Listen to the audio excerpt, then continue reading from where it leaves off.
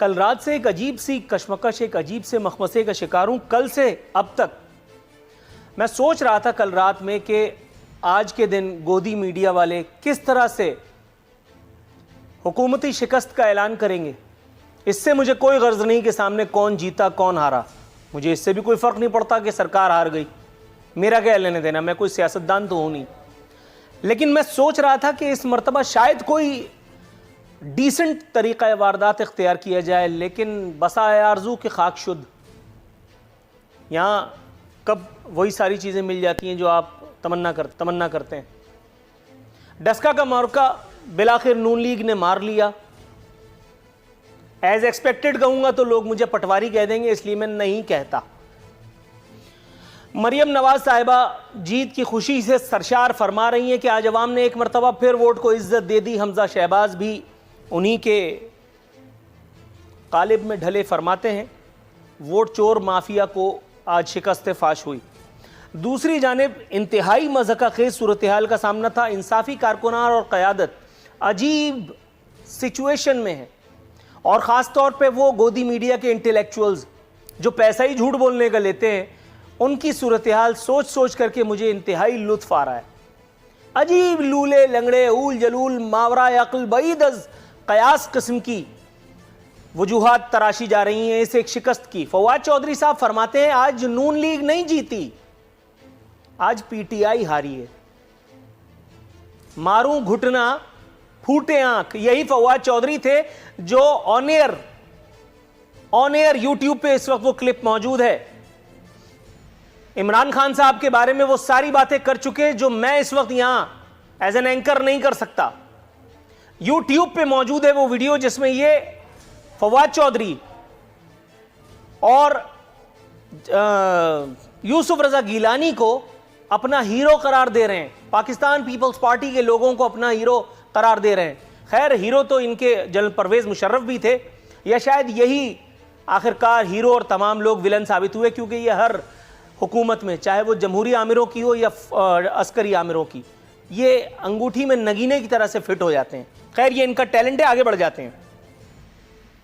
शेख रशीद साहब फरमाते हैं अब इस बात का भी कोई मतलब मुझे समझाया कि हम हार कर भी जीत गए। ये बात अगर पूरी दुनिया में कोई समझ सकता है तो उसे कौम से होना साबित है, जिसके बारे में मैं जो कहता हूं वो ऑन एयर नहीं कहा जा सकता। अब आते हैं गोदी मीडिया वालों पर, वो जिनकी दाल दलिया इमरान खान साहब को हजरत इमरान साहब रहमतुल्लाह अलैह कह करके मिलती है। हालांकि इमरान अहमद खान नियाजी साहब हमारे वजीर आजम पाकिस्तान को मुझे नहीं लगता एक सेकंड के लिए भी कभी इस चीज़ की ज़रूरत होगी।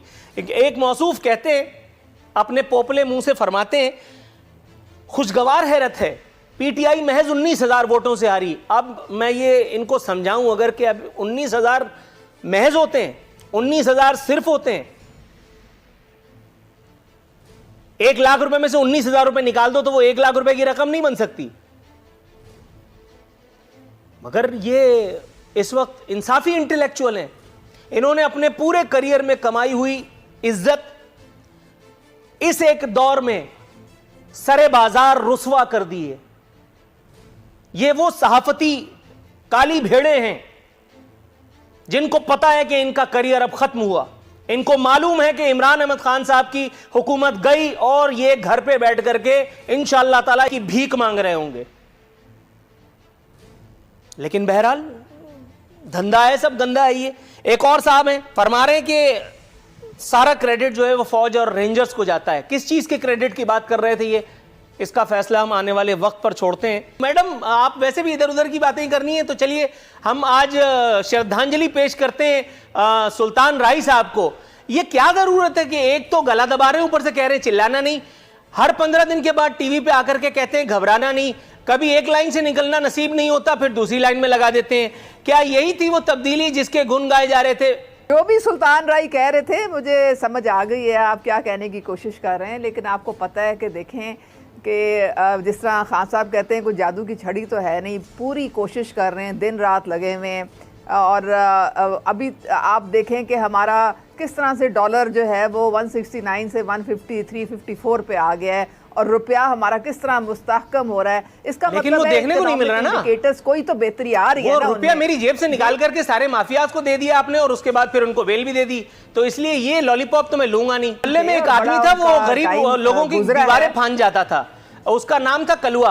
जो रखा हुआ होता था ना उनके पास जमा पूंजी, वो साफ कर जाता था। वो भी बहुत टाइम देता था चोरी चमारी करने में, लेकिन उसको पुलिस हर हफ्ते आकर के अखलाकन जूते मार के हवालात में कर देती थी। मैं उस पर नन्ना सा था। तो उस कलवा में और इस हलवा में बहुत जमीन और आसमान का फर्क है। आप जरा इनके कलाबे मिलाइए। डस्का का मैदान नून लीग के हाथ रहा। मरियम साहिबा फरमा रही हैं कि वोट को इज्जत दी।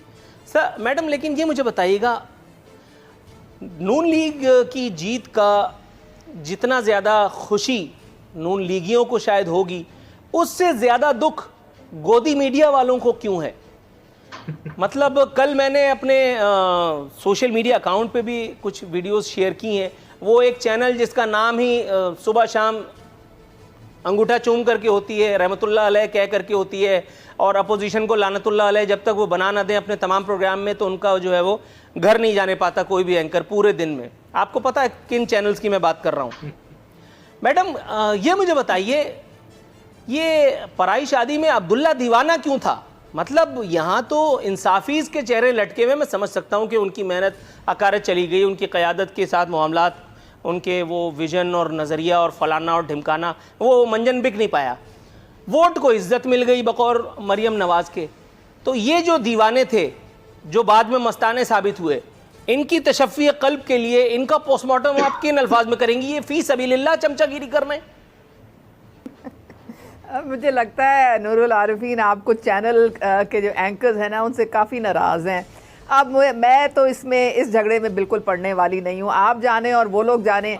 देखें, आजकल के ज़माने में जहाँ पे 60-70 चैनल्स हैं, जहाँ पे केबल है, जहाँ पे सैटेलाइट्स हैं, तो अगर एक जो चैनल है वो गलत बयानी कर रहा है तो वो सबके सामने खुल के आ जाता है। इसमें वो छुप नहीं सकता। सच नहीं, बात छुपने की नहीं है, ये दौर हया शर्म का थोड़ी है। यहाँ तो जो सबसे ज्यादा झूठ बोलता है वो सबसे ज्यादा कामयाब होता है। अब आप देख लीजिए ना, 50 लाख नौकरियां दा कह के हुन तेरे पास नौकरी कोई नहीं। मतलब मैं कहां तक जाऊं, आप समझिए। नहीं, नौकरियां आप देखें, आप फैसलाबाद को देखें, वहां पे तो कोई मजदूर किसी फैक्ट्री से टेक्सटाइल मिल्स जो है 100% उस पे कैपेसिटी पे चल रही है, वहां मजदूरी कोई नहीं मिलता है। नहीं तो मैं तो कराची में रहता हूँ, फैसलाबाद क्यों देखूं? इंडिया से वो डाइवर्ट होकर पाकिस्तान आ गई है। नहीं, मैं तो फैसलाबाद में नहीं रहता, मैं फैसलाबाद क्यों देखूं? वहां पे भी हर जगह इंडस्ट्रियल जोन्स का इजरा हो रहा है। सीपैक आपका अल्हम्दुलिल्लाह बिल्कुल बहुत तेजी से पेशरफ्त कर रहा है। अच्छा, सीपैक सिर्फ आप लोगों के बयानात में ही जिंदा है, वैसे आपस की बात है, उसके हवाले से कोई कभी काम की खबर, कोई जेन्युइन खबर ना देखने को मिलती है, ना सुनने को मिलती है, ना सीपैक के जो जिम्मेदारान हैं कभी